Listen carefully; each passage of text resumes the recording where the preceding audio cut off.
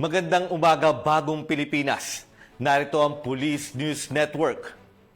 Nananatiling payapa at maayos ang kahabaan ng Commonwealth Quezon City ngayong alas 5:30 ng umaga, kaugnay sa ikalimang sona ni Pangulong Ferdinand Marcos Jr.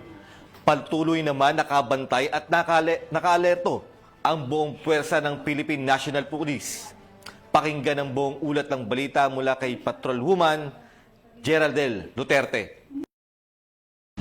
At kontrolado ang sitwasyon dito sa Commonwealth Avenue. Sa kabila ng malakas na ulan ay nakapwesto na ang ating kapulisan para sa paghahanda sa State of the Nation Address ni Pangulong Bongbong Marcos Jr.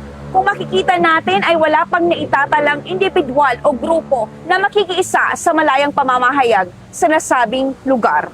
Nananatiling kontrolado at mapayapa ang sitwasyon sa Commonwealth Avenue ilang oras bago ang ikalimang State of the Nation Address ni Pangulong Ferdinand Bongbong Marcos Jr. Sa kasalukuyan, wala pang naitatalang pagdating ng mga grupong inaasahang magsasagawa ng kilos protesta o makikiisa sa mga nakatakdang mapayapang pagpapahayag sa lugar. Gayunman, nakaalerto na at nakapwesto ang mga tauhan ng Philippine National Police sa iba't ibang bahagi ng Commonwealth Avenue upang tiyakin ang kaayusan at seguridad.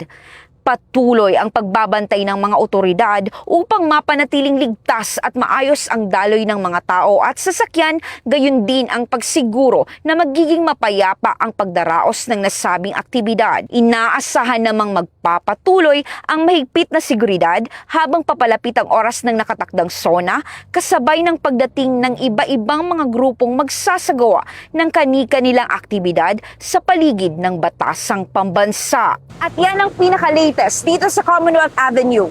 Ako, si Patrolwoman Geraldel Duterte, nagbabalita para sa Police News Network, Bagong PNP para sa Bagong Pilipinas, serbisyong mabilis, tapat at nararamdaman. Maraming salamat, Patrolwoman Duterte. At yan ang update ngayong umaga. Ako po si Patrolman Lubimir Julian, alagad ng batas tagataguyod ng Balitang Pulis. Bagong PNP para sa Bagong Pilipinas, serbisyong mabilis, tapat at nararamdaman.